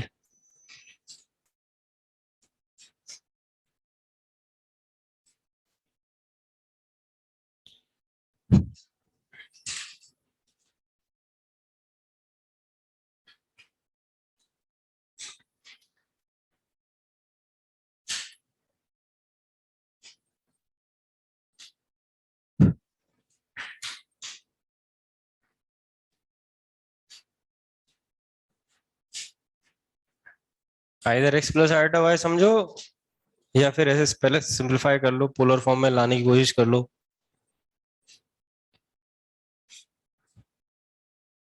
हाँ, ऐड या सब्ट्रैक्ट जो करना है वो फिर वो पाई का इवन मल्टीपल ही करना है ना, या तो 2 पाई या 4 पाई या 6 पाई।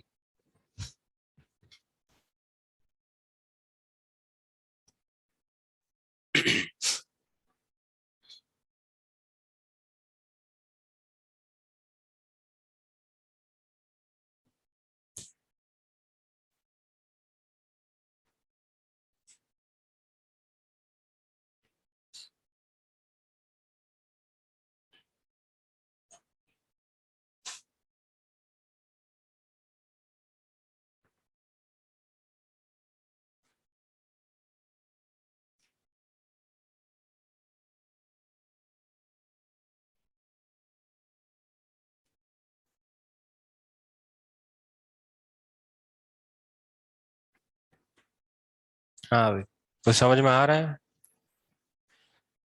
एक्स प्लस आयोटा वाई तो नहीं समझ रहे, मतलब चलो अगर समझेंगे तो पहले बताएंगे कौन से क्वाड्रेंट में, क्योंकि मॉडुलस तो फिर भी ठीक है, इजीली आ जाता है, बट आर्गुमेंट के लिए तो क्वाड्रेंट बताना पड़ता है ना, कौन से क्वाड्रेंट में है ये complex number, first quadrant, first quadrant, भाई सेम एंगल है, 9 पाई बाय 5 ही तो है। कॉस 9 पाई बाय 5 कैसा है, पॉजिटिव और negative? Cos 9 pi by 5। Syllabus खत्म होने वाला, क्या कर रहे हो? पॉजिटिव ना, 9 पाई बाय 5 अभी तो बात कर रहे थे जस्ट। फोर्थ क्वाड्रेंट में कॉस वैल्यू कैसी है, पॉजिटिव, तो आगे माइनस लगा है, तो y तो नेगेटिव हुआ ना।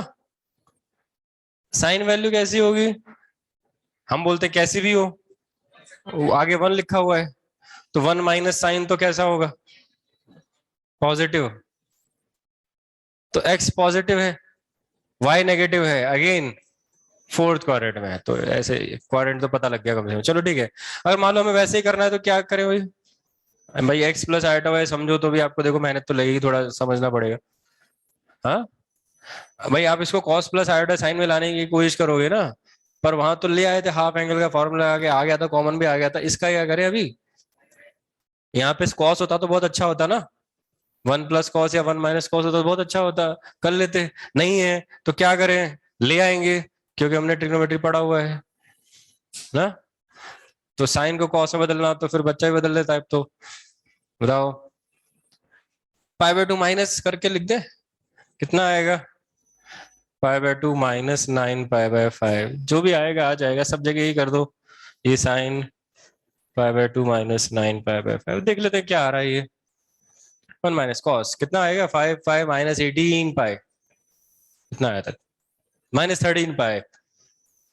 कॉस में आ गया -13 पाई बाय 10।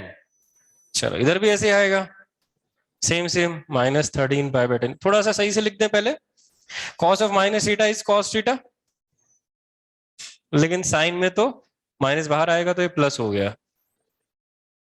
अब वही काम करो जो पिछले क्वेश्चन में किया था, बस अब की बार ये होगा 1 माइनस कॉस है तो साइन बनेगा हाफ एंगल में, तो साइन कॉमन आएगा, फिर थोड़ी सी मेहनत करनी पड़ेगी। हाँ देखते हैं, तो ये आ रहा है z equals to 1 minus cos means 2 sin² 13 pi by 20, plus इधर ऐसे ही 2 sin 13 pi by 20 cos 13 pi by 20। तो देखो सब जगह प्लस ही आ गया है, तो और अच्छा हो गया। 2 sin 13 पाई बाय 20 कॉमन आ गया, अंदर है sin 13 pi by 20 plus iota cos. क्या ये पोलर फॉर्म है? नहीं, अभी तो उस एग्जैक्टली इस फॉर्म में नहीं है, क्योंकि कॉस प्लस आयोटा साइन होना चाहिए, आयोटा के साथ साइन ही होना चाहिए, है ना। तो अभी उल्टा हो रहा है, साइन प्लस आयोटा कॉस आ रहा है, तो हम बना देंगे, वापस वही तरीका है, साइन कॉस को इंटरचेंज कर दे, बाहर जो लिखा है इसमें तो कुछ करने की जरूरत नहीं है, देखो जल्दी पहले तो है कि भाई हम पोलर फॉर्म में कन्वर्ट करने की कोशिश कर रहे हैं, है ना, तो बाहर तो फिर मॉडुलस होता है तो पॉजिटिव होना चाहिए, अभी है क्या, 13 पाई बाय 20 पाई से छोटा है, तो साइन वैल्यू पॉजिटिव ही होगी, तो ठीक है, इसमें कोई दिक्कत ही नहीं है। अंदर हम एक चेंज कर दें, साइन को लिख दो cos pi by 2 minus 13 pi by 20, इधर भी ऐसे लिख देते हैं।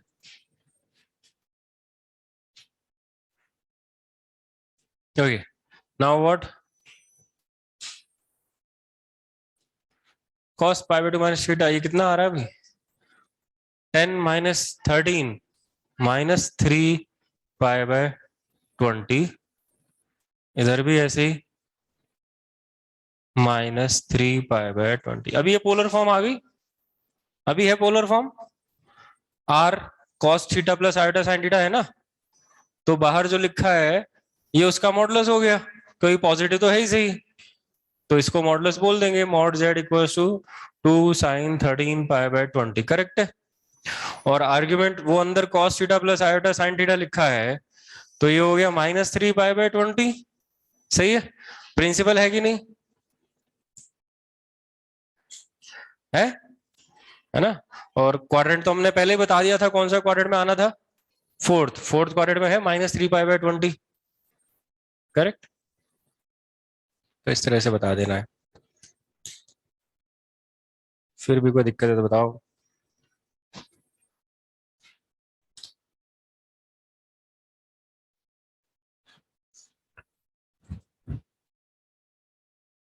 25।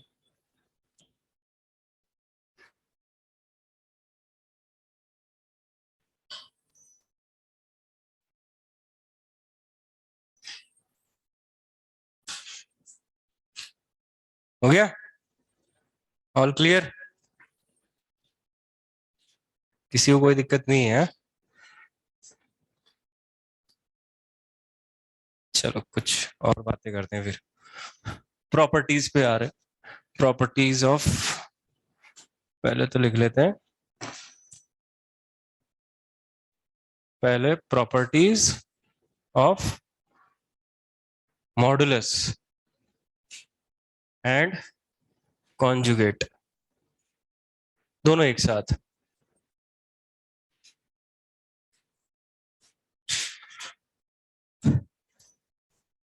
फर्स्ट, जैसे मॉडुलस की बात करें तो mod of z equals to mod of minus z, एक ही आएगा, सेम सेम। और मॉडुलस ऑफ z बार या modulus of minus z bar, same same. Okay, क्योंकि माइनस करने से भी मॉड पे कोई फर्क नहीं पड़ रहा मॉडुलस पे। और z बार लिखा था तो उसमें तो आयोटा के साइन चेंज करते हैं, तो x square plus y square तो वही आना है, तो मॉडुलस सेम ही आएगा। प्रोडक्ट में मॉडुलस जो है वो प्रोडक्ट में डिस्ट्रीब्यूटिव होता है। z1 into z2 into z3 से लेके zn तक सबको पहले मल्टीप्लाई करो, फिर मॉडुलस फाइंड करो, या फिर mod z1 into mod z2 उनके मॉडुलस को आपस में ऐसे मल्टीप्लाई कर दो इंडिविजुअली। ये डिस्ट्रीब्यूटिव प्रॉपर्टी है, प्रोडक्ट में होता है और डिवीजन में होता है। तो n के लिए लिखे हैं अपन।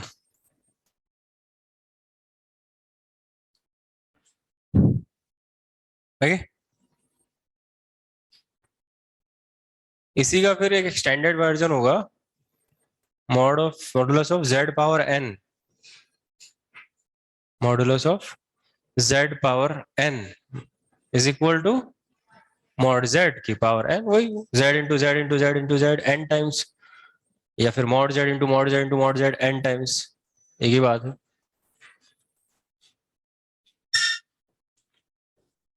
ओके, थर्ड, डिवीजन में डिस्ट्रीब्यूटिव होता है,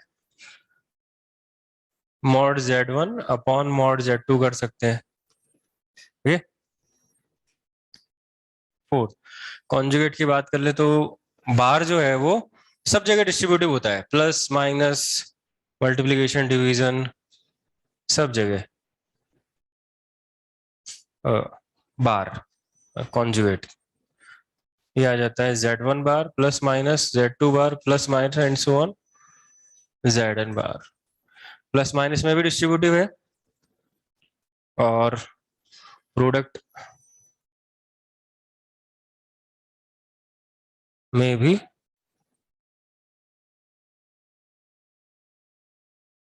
डिस्ट्रीब्यूटिव है।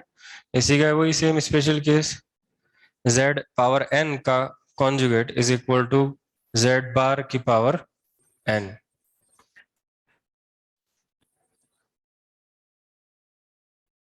डिवीजन में भी डिस्ट्रीब्यूटिव है bar again.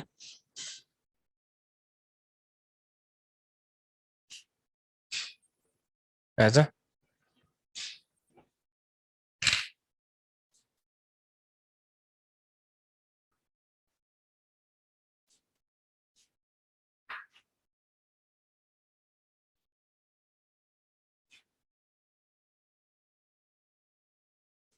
okay. One of the important properties is this, z into z bar अगर अपन करें तो हमें क्या मिलता है करके देख लो। In general x plus iota y into x minus iota y equals to x square minus i square y square, that means x square plus y square, and x square plus y square is what, mod of z का square. तो ये एक important property होती है mod z का square.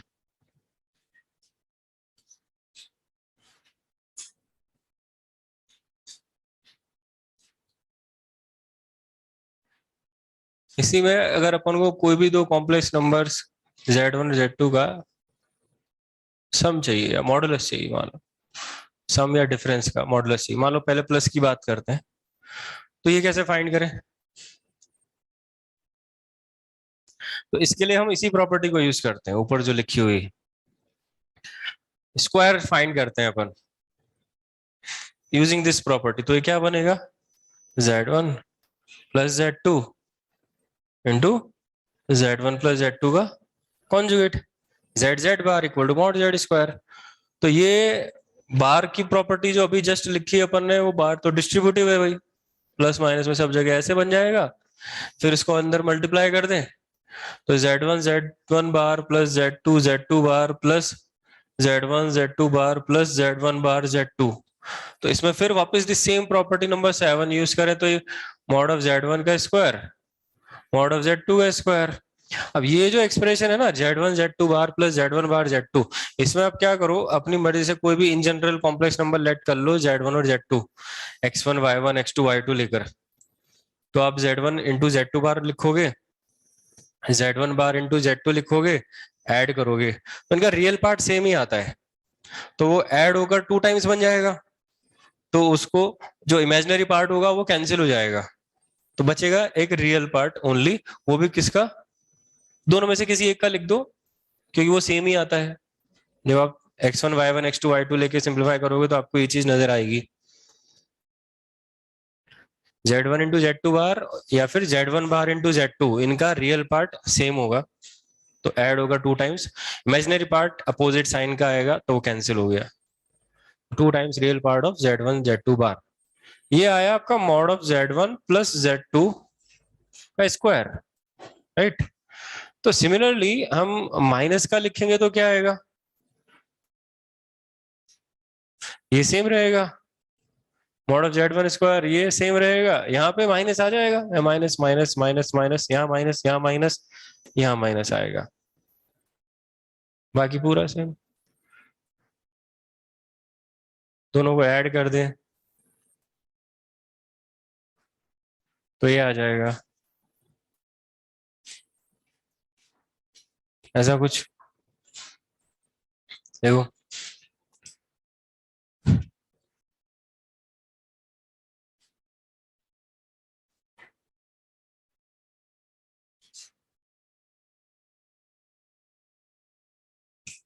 ये हो गया 8th। हाँ कुछ और बना देते हैं 9। देखो इफ z इज रियल,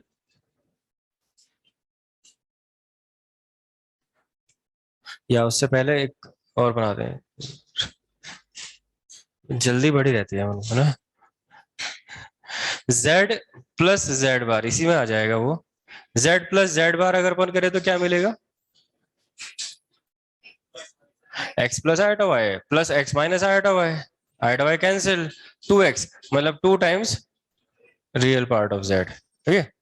और इसी तरह से एक और बनाते हैं z माइनस z बार, तो क्या मिलेगा? 2 times imaginary part of z, i भी मिलेगा ना साथ में, 2 iota imaginary part of z ऐसे। अब इसी से फिर हम वो कंक्लूजन निकाल लेते हैं, like if z is real then, कोई कॉम्प्लेक्स नंबर अगर रियल है तो कैसे पता लगता है? उसका इमेजिनरी पार्ट 0 है, तो इमेजिनरी पार्ट अगर 0 है तो z minus z bar equal to 0, यानी कि z equal to z bar. इसको आप ऐसे बोल सकते हो कि कोई भी रियल नंबर है तो उस कॉम्प्लेक्स नंबर का कॉन्जुगेट उसी के बराबर आएगा, क्योंकि जब रियल है तो आयोटा है ही नहीं, तो कॉन्जुगेट लिखने के लिए हम करते ही क्या है, आयोटा को माइनस आयोटा से रिप्लेस करते हैं, जब आयोटा ही नहीं है तो कोई चेंज होगा ही नहीं। If z is purely imaginary then, purely imaginary का मतलब रियल पार्ट 0, और रियल पार्ट 0 है तो z प्लस जेड बार 0 आ जाएगा, यानी कि अगर ऐसे बोलो तो z equal to minus z bar, ऐसे भी बोल सकते हो, ठीक है। कुछ प्रॉपर्टी हो गई मॉडुलस एंड कॉन्जुगेट, कहीं पे कोई दिक्कत? नो,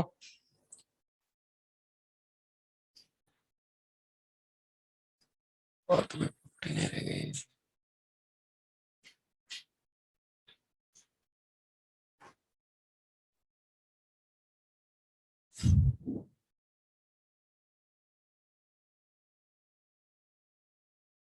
चलो एक नेक्स्ट लिखते हैं, प्रॉपर्टीज ऑफ आर्ग्यूमेंट।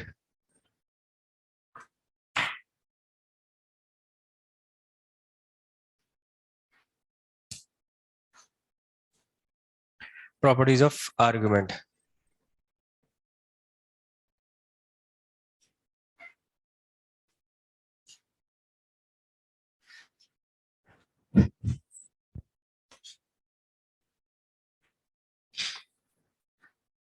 z का आर्ग्यूमेंट अपन को पता है, ठीक है, तो argument of z1 into z2 into z3 से लेके zn,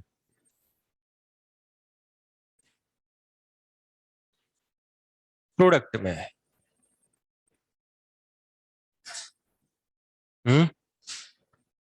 ये क्या आएगा, ये आता है argument of z1 plus argument of z2 plus and so on argument of zn। और इसको समझने के लिए एक सिंपल सा तरीका है, आप क्या करो, दो के लिए बात कर लो, दो के लिए होगा तो वो अपने आप जनरलाइज हो जाएगा। तरीका वो सिंपल सा है, जैसे z1 को आप लेट कर लो, इधर लिख देते हैं साइड में, जैसे z1 को आप लेट कर लो r1 e की पावर आयोटा थीटा 1, z2 को आप लेट कर लो r2 e की पावर आयोटा थीटा 2। तो यूलर फॉर्म में लेट किया हमने, है ना।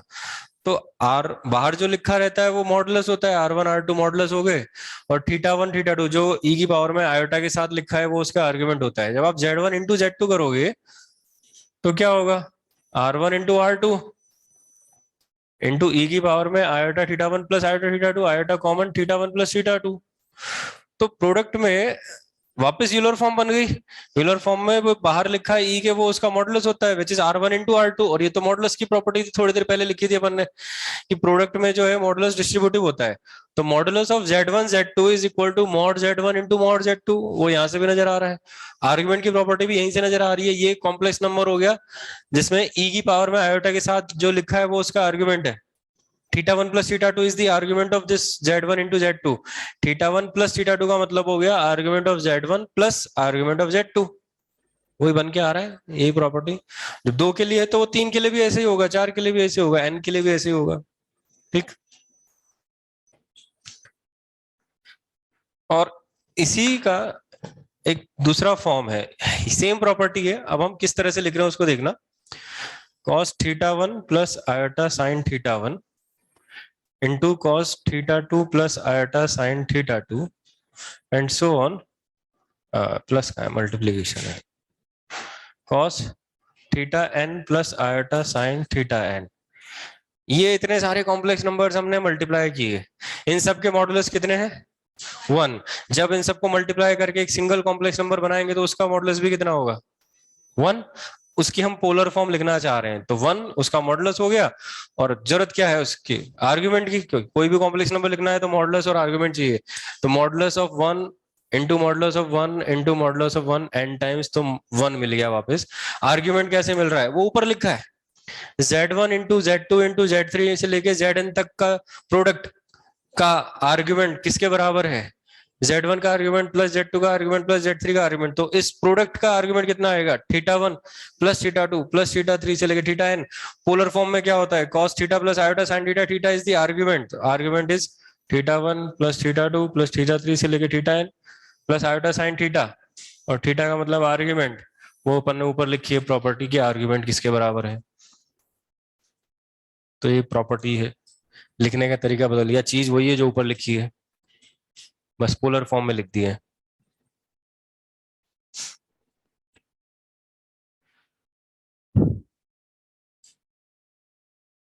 Okay, argument of z1 upon z2 ये कितना आ जाएगा, argument of z1 minus argument z2। इसी को यूज कर लेना वापस, जो ईलर फॉर्म वाला एक एग्जाम्पल लिए थे अपन, Z1 अपॉन Z2 कर दो, वो ऊपर आएगा माइनस में आ जाएगा, θ1 माइनस θ2। अच्छा, इसका एक स्पेशल केस है, इसी का एक स्पेशल केस हम यहाँ लिख रहे हैं, प्रोडक्ट वाले का एक स्पेशल केस है, argument of Z power n। देखो, Z into z into z into z n times is equal to argument of Z plus argument of Z plus argument of Z n times. तो n times argument of Z ऐसे। तो properties तो काफी कुछ मिलती जुलती हैं log से। सही है, चलो ठीक है, ओके। तो जरा जल्दी से बताएंगे आर्ग्यूमेंट ऑफ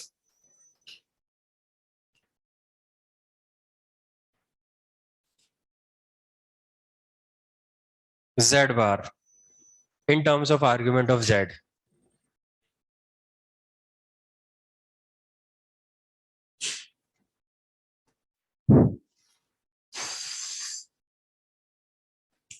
इसको हम ज्योमेट्रिकली भी समझते हैं।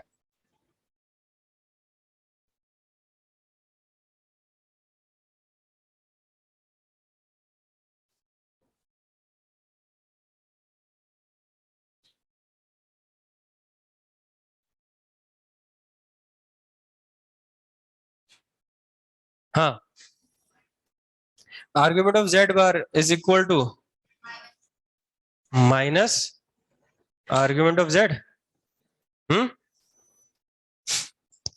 कैसे बता रहे हैं? डायग्राम देख के वैसे नहीं बता पाते। Z बार का आर्गुमेंट कैसे बताए, देखो डायग्राम से तो समझ में आ जाएगा। Z, ये ऊपर Z लिख, x comma y, x plus iota y, तो Z मान लो यहाँ है, तो Z बार लिखने के लिए हम क्या ही करते हैं, आयोटा की जगह माइनस आयोटा करने का मतलब यही कि हम इमेजिनरी पार्ट का साइन चेंज कर रहे हैं। तो y की जगह माइनस वाई आएगा ना, x में तो कोई फर्क पड़ता नहीं है कॉन्जुगेट लिखते टाइम, तो x comma minus y just उसके नीचे आएगा इक्वल डिस्टेंस पे, तो ये जस्ट उसके नीचे है, तो इसको आप बोल सकते हो ये तो मिरर इमेज हो गई। फिर अगर आप Z की मिरर इमेज देखो रियल एक्सिस में, एक्स एक्सिस बोलो अगर कोऑर्डिनेट में किसी पॉइंट की, एक्स एक्सिस में मिरर इमेज यही आएगी, वैसे यहाँ x, y की रियल एक्सिस में मिरर इमेज उससे कॉन्जुगेट मिल जाएगा। तो Z and Z bar are mirror image of each other with respect to real axis. सही है। तो एंगल भी सेम सेम है, कॉन्ग्रुएंट ट्राइंगल बनेंगे, बट ये ऊपर है थीटा तो ये नीचे आएगा तो माइनस थीटा, राइट, ऐसे भी बोल सकते हैं। बाकी यही प्रॉपर्टी यूज कर ले। तो Z बार और Z में एक रिलेशन है जो हमने वहां लिखा है, Z बार को आप क्या लिख दोगे, mod Z square upon Z, और फिर यही प्रॉपर्टी यूज करोगे, ये वाली, ये बन जाएगा ना। अब पहले तो हम आंसर लिख दें इसका, वो डायग्राम से भी समझ में आ रहा है, दूसरा इसको प्रॉपर्टी से भी समझ सकते हो। ये ऐसा लिख दो, argument of mod Z square upon Z, और ये सेकंड प्रॉपर्टी से बन जाएगा argument of Z1 minus argument of Z2, और argument of mod Z square, mod Z square क्या है भाई, एक positive real number, positive quantity, किसी भी पॉजिटिव रियल क्वांटिटी का आर्ग्यूमेंट कितना होता है, 0। तो ये तो प्रॉपर्टी से भी समझ सकते हैं अपन, और डायग्राम से तो हमने डायरेक्ट देख के बता दिया। Z and Z bar are mirror image of each other with respect to real axis, तो ये मिल जाएगा। तो और लिख दे जैसे, इसी को ध्यान में रखते हुए फिर ये बताओगे आर्ग्यूमेंट ऑफ माइनस Z क्या मिलेगा,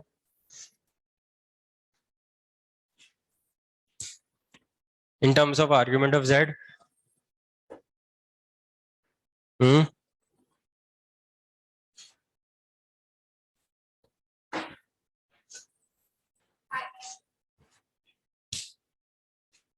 आराम से कर लो।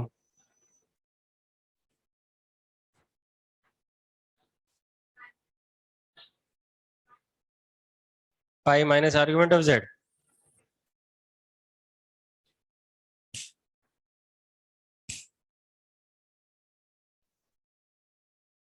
Argument of Z minus pi, principal argument की बात तो वैसे लिख देते, चलो ठीक है। इसको आप ऐसे लिख दो using the same property first, इसको आप लिख दो argument of -1 plus argument of Z, हाँ, -1 into Z, Z minus Z को लिख दो -1 इंटू Z, तो argument of -1 plus argument of Z, first property, argument of -1 is what? Negative real number का argument, pi plus argument of z, ऐसे बन जाएगा ये। Okay, argument of kz, where k is a positive quantity,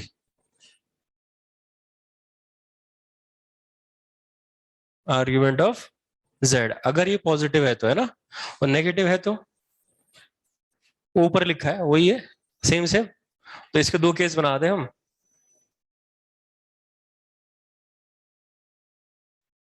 ये कब होगा?